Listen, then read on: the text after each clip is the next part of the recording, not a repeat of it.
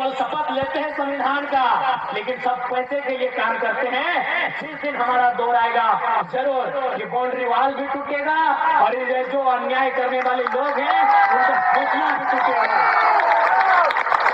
उनका हौसला भी टूटेगा। इसलिए आज हमें हिम्मत नहीं हारनी है। अपनी हिम्मत को हौसला दीजिएगा, अपने अंदर के गुस्से को एक पात्र में, एक सांचे में ढाल कर रखिएगा। हमें आशा है हम जरूर ये पीढ़ी आज की 21वीं सदी के झारखंड के युवा झारखंड के लिए एक नया सवेरा लेकर आएंगे, हमें पूरा आशा है। और आप सभी से कहना चाहेंगे साथ ही साथ कि हमारी लड़ाई आंदोलन के माध्यम से भी होगी और हमारी एक लड़ाई सदन में जाने के लिए भी होगी। हालांकि हम लोग लोकसभा का चुनाव हार गए, कोई बात नहीं, लेकिन हमने एक बात कहा था कि याद रखना गालिब, अगर आप जीत भी गए और हम हार भी गए तो हमारे हार के चर्चे आपके जीत से ज्यादा होंगे। और वो हुआ, जो जीतते हैं वो मुंह लटका के बैठे हैं कि मंत्री पद कहे नहीं मिला। जो लोग जीत के गए हैं दिल्ली वो मुंह लटका के बैठे हैं कि मंत्री पद कहे नहीं मिला। और हम हार के जेएनयू में बैठ रहे हैं, हम हार के इंडियन स्कूल ऑफ डेमोक्रेसी में बैठ रहे हैं, हम हार के दिल्ली के एग्रीकल्चर यूनिवर्सिटी में बैठ रहे हैं। ये हमारे चर्चे हैं, ये हमने पहले ही कहा था। इसलिए कोई बात नहीं, लोकसभा का चुनाव हारे हैं, हौसला नहीं हारे हैं। हम लोग लड़ने के लिए आए हैं, हम लोग झारखंड की जनमानस की हिम्मत बनने आए हैं। हम लोग कभी समझौता नहीं करेंगे। अगर समझौता करना रहता तो आज आपके विद्युत दादा के साथ साथ और जुबा मांझी दीदी के साथ साथ हम भी संसद भवन में शपथ ले रहे होते। लेकिन शर्त क्या होता कि उनकी दलाली करनी होती, जो हमें नहीं आता। हमें दोनों पार्टियों ने, यानी जिस पार्टी से विद्युत दादा जीत के सांसद बने और जिस पार्टी से जोबा मांझी दीदी जीत के सांसद बनी, दोनों पार्टियों ने हमें ऑफर किया था कि आप सीट चयन कीजिए, आप गिरिडीह से लड़ेंगे, आप रांची से लड़ेंगे, धनबाद से लड़ेंगे। 3-3 सीट हमें ऑफर किया गया था कि आप लड़िए, हमारी पार्टी से लड़िए, आप पे हम लोग करोड़ रुपया खर्चा करेंगे, आपको हेलीकॉप्टर भी देंगे, कितना दिन स्कॉर्पियो में चलिएगा। हमने एक ही चीज कहा था, हमने एक ही चीज कहा था कि पारसनाथ के जंगलों से निकला हुआ टाइगर है, गर्दन में पट्टा मंजूर नहीं है।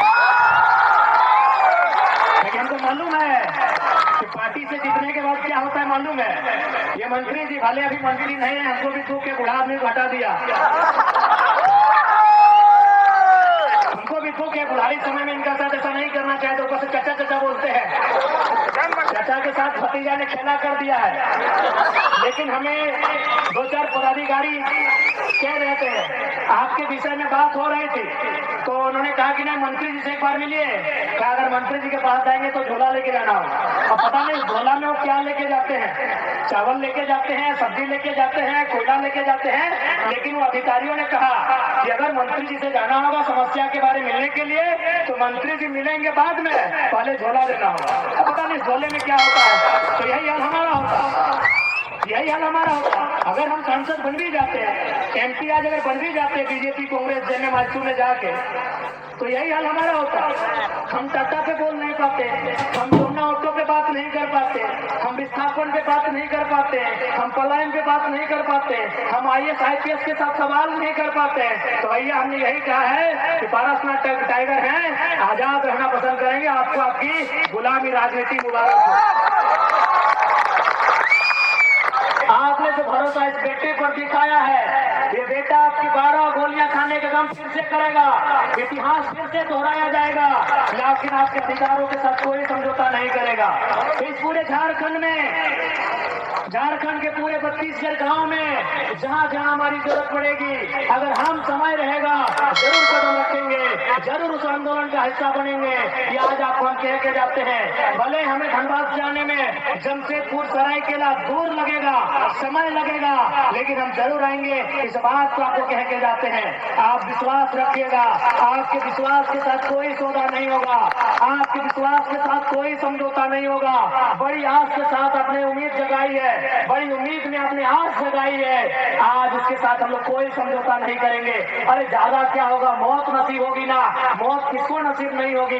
कौन यहाँ अमृत पान करके आया है, मरने के लिए हर कोई आया है, लेकिन हम झारखंड को मुक्ति दिलाने के लिए हम लोग आए हैं। झारखंड की जनमानस उनकी जो समस्या है उन पर बात करने के लिए आए हैं, उन पर समाधान करने के लिए आए हैं, और ये तो हम लोग करके जाएंगे। इसलिए आज जो सरकारें हैं, आज यहाँ भारी संख्या में संथाल समुदाय के लोग हैं, लेकिन मैं आपको स्पेशल कहना चाहूंगा, अब ये गुरु जी का दौर नहीं रहा। देख लीजिए, हेमंत बाबू इसे अपना घर बना के बैठे हैं। अगर ये गुरु जी का ही पार्टी होता जेएमएम, तो सीता सोरेन बीजेपी में कहे चली जाती। यहाँ जितने हमारे संथाल समाज के लोग बैठे हैं, जितने मांझी बाबा लोग बैठे हैं, देखिए गुरु जी का समय नहीं रहा। अरे गुरु जी का खून केवल हेमंत बाबू थोड़ी है, गुरु जी का खून दुर्गा जी है, उनकी विधवा आज माने सीता सोरेन जी है, गुरु जी का खून बसंत सोरेन भी है, तो उनको मुख्यमंत्री बनने का मौका कहे नहीं, कल्पना जी कहे चुनाव लड़ गई। ये हेमंत बाबू का सरकार चल रहा है भैया, ये जेएमएम का सरकार नहीं चल रहा है। अभी संथाल समाज को भी निर्णय लेना है कि आप झारखंड में मोटा मोटी अगर 1 करोड़ आदिवासियों की बात करें तो हमें लगता है 18-20% संथाल आते हैं, यानी मैक्सिमम आबादी आपकी है, पहली आबादी आपकी है। तो पूरा संथाल समाज का विकास चाहिए या केवल हेमंत बाबू के परिवार का विकास चाहिए, ये आपको तय करना है।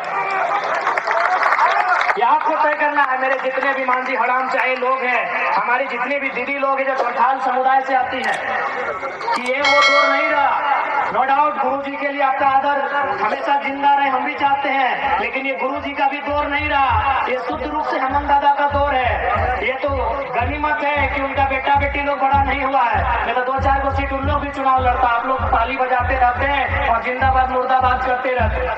अगर सच में वो अगर आदिवासी हितैषी है तो भैया बसंत सोरेन के जगह बुधू सोरेन को चुनाव कहे नहीं लड़ाए, कल्पना सोरेन के जगह कविता मुर्मू को कहे नहीं चुनाव लड़ा दी। अनिता दी हमारी कम है क्या? कम है क्या बताइए?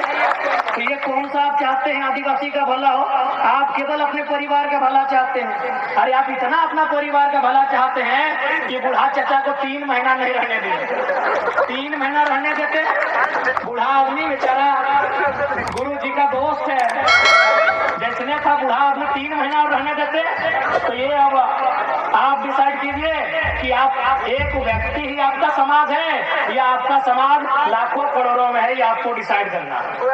आज अगर आदिवासियत की बात आती है तो सबसे पहले सीएनटी की भी बात होनी चाहिए। तो सबसे पहले बताइए, माननीय मुख्यमंत्री हेमंत सोरेन सीएनटी की बात किस मुंह से करेंगे? सीएनटी का क्या मतलब होता है, थोड़ा हमको बताइए।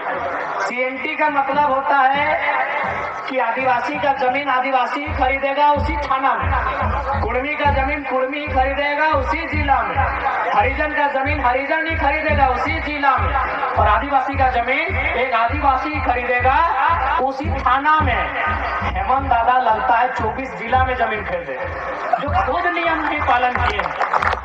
ये नियम है कि नहीं बताइए? यही नियम है ना सीएनटी का। जो खुद नियम का पालन नहीं किए हैं, उनका घर कहाँ है मालूम है? उनका घर है रामगढ़ जिला का गोला प्रखंड का नेमरा में। उनका जमीन कहाँ है? बोकारो में। उनका जमीन कहाँ है? धनबाद में। उनका जमीन कहाँ है? जामताड़ा में। उनका जमीन कहाँ है? दुमका में। उनका जमीन कहाँ है? रांची में। बताइए कैसे कैसे वो आपकी बात करेंगे? मैं आपको एक छोटी सी कहानी सुनाता हूँ। बचपन में आप एक कहानी पढ़े होंगे कि एक बूढ़ी महिला अपने बीमार बेटे को लेकर एक वैद्य के पास गई थी। वैद्य यानी डॉक्टर मान लेते हैं। डॉक्टर के पास गई थी कि डॉक्टर साहब मेरे बेटे का इलाज कीजिए। तो डॉक्टर ने कहा 2 दिन बाद आइए तभी इसका इलाज करेंगे। बूढ़ी महिला 2 दिन बाद फिर गई तो डॉक्टर ने क्या कहा मालूम है? कि अपने बेटे से कहिएगा कि गुड़ नहीं खाएगा, इसका बीमारी ठीक हो जाएगा। तो बूढ़ी महिला पूरा खिसिया गई, बोली हाँ महाराज, अगर केवल इतना मामूली बात था तो हम इतना दूर से काहे दोबारा आए, पहला दिन ही बोल देते गुड़ नहीं खाना है। तब क्या बोले डॉक्टर मालूम है कि सुनिए ना देवी, 2 दिन पहले गुड़ हम खुद खाते थे, आप चले गए, 2 दिन बाद 2 दिन से हम प्रैक्टिस की गुड़ नहीं खाएंगे, हम गुड़ खाने छोड़ दिए, तब आपके बेटे को सलाह दे रहे हैं गुड़ नहीं खाना है। तो बताइए हेमंत सोरेन आदिवासी को कैसे सलाह देंगे जो खुद सीएनटी का उल्लंघन करके रखे हैं, वो खुद सीएनटी कानून का उल्लंघन करके रखे हैं। आज कहीं कहीं उनकी पत्नी रो दी, अरे भाई उनकी पत्नी आज विधायक बन गई है, कल मंत्री भी बन जाएगी, और हेमंत दादा जहाँ थे जेल में थे, उसे क्या फर्क था। लेकिन उस समय आंसू कहाँ नहीं आया जब प्रेम मार्डी जेल गया था। अरे हेमंत दादा जेल में भी थे ना, फिर भी रॉयल लाइफ जीते थे, टाइम टू टाइम खाना बनता था। ओ आप लोग को बेवकूफ कैसे बनाए गए मालूम है, आपको दिखा दिया गया नहीं वहाँ जेल में व्यवस्था नहीं था, दाढ़ी बढ़ा के पाँव देखेगा, पाँव का शेविंग है, आपको दाढ़ी दिखा दिया गया कि जेल में व्यवस्था नहीं था, वो दिखावटी था कि जेल के बाहर लोगों को क्या दिखाएंगे, पाँव देखेगा उनका पाँव का शेविंग है। क्या दादा बोका बनाइएगा, आदिवासी बोका रखिएगा आज भी, वाह रे वाह, पाँव देखिएगा उनका पाँव का सेविंग है, तो जानबूझ के दाढ़ी का सेविंग नहीं किए कि जब बाहर आएंगे तो थोड़ा सा मजनू वाला सीन लगना चाहिए। सही बोल रहे, चेक कीजिए उनका पाँव, चेक कीजिएगा पाँव का सेविंग है। अगर ठीक है हमको सहानुभूति है, ऐसा बात नहीं कि हेमंत दा के हम विरोधी हैं, उनकी राजनीतिक विरोधी हैं, उनके विचारों के विरोधी हैं, चलिए झारखंड के हैं, लेकिन भैया आप अगर जेल में थे भी तो कोई फर्क नहीं था, आपके घर में कहीं राशन नहीं घटा था, ना आपके बच्चे का ट्यूशन फी कम हुआ था। लेकिन पूछिए प्रेम मार्डी के घर जाके, पूछिए जो दीदी लोग जेल में थी उनका बच्चा का राशन घटा था, जो छोटे छोटे बच्चे थे उनको टुआ में दूध पिलाना पड़ता था, टुआ समझते हैं ना, पाउडर दूध। तो आप अगर जेल में थे तो कोई पहाड़ नहीं टूटा था आपके परिवार पे, लेकिन झारखंड के लोग टीवी में जो आंसू दिखता है उसको देखते हैं, बड़ा बड़ा नेता लोग जो आंसू बहाता है उसको देखते हैं। अब हम उम्मीद करते हैं झारखंड के लोग प्रेम मार्डी और उनके साथ जो बहन लोग जेल में रह के आई है उनके आंसुओं को भी देखेगी और 2024 के विधानसभा में पाई पाई का हिसाब लेगी। और आप विश्वास रखिए, अरे हम लोग केवल एक सीट हारे हैं ना, फिर भी हड़कंप में वोट देखते हार गए हैं ना, फिर भी लोग डर रहा है, जरा वहां तो 3.5 लाख वोट लाया है, अगर वो विधायक बन गया, विधानसभा जीत गया तो भी तो नहीं छोड़ेगा, तो भी वो नाक में नून कस के रखेगा। आपको हम बताना चाहेंगे, जैसे आपके यहाँ ये ऑटो बजाते ना, जमुना ऑटो जो है ना, चंदरपुरा में भी एक सोलर कंपनी लगी थी, जिस प्रकार यहाँ प्रेम मार्डी दा इन लोग को 31 के ऊपर केस हुआ, वहाँ भी 31 को लड़का के ऊपर केस हुआ। और क्या बोला पता है, क्योंकि वो जो चंद्रपुरा है वो गिरिडीह लोकसभा में आता है जहाँ से हम चुनाव लड़े थे। जनरल मैनेजर खुद बोला कि देखिए 4 तारीख का इंतजार कीजिए, केस कर दिए ठीक बात है, लेकिन अभी केस को आगे मत बढ़ाइए। अगर जयराम महतो चुनाव जीत गया, अगर वो गिरिडीह लोकसभा से MP बन गया तो केस वापस कर लीजिएगा, नहीं तो बवाल कर देगा। जैसे ही हम चुनाव हार गए, 4 तारीख को जैसे ही हम वोट हार गए, 5 तारीख को लोग के तेनू घाट जो वहाँ का कोर्ट है तेनू घाट, वहाँ ट्रांसफर कर दिया। ये डर था इन लोग को और ये डर बरकरार रहेगा, ये डर बरकरार रहेगा, क्योंकि किसी के दफ्तर में तलवार चाटने वाला नहीं, पारासनाथ से दलमा तक छलांग लगाने वाला टाइगर आया। ये डर बरकरार रहेगा, ये डर इनका बरकरार रहेगा। और बोल तो दिए, अरे विधानसभा में हम लोग खाली खाता खुलने दीजिए ना, इनका जो नाजायज खाता है अगर बंद नहीं हो गया तो फिर कहिएगा। विधानसभा में हम लोग का खाता खोलिए, फिर जो झारखंड के साथ अन्याय कर रहे हैं उनका सारा खाता बंद कर देंगे। और बिल्कुल अंत में यही कहेंगे, खासकर दीदी लोग, आप लोग को भी तैयार रहना होगा युद्ध के लिए, क्योंकि जब हमारे पास जमीन था दीदी लोग का मान सम्मान बराबर होता था।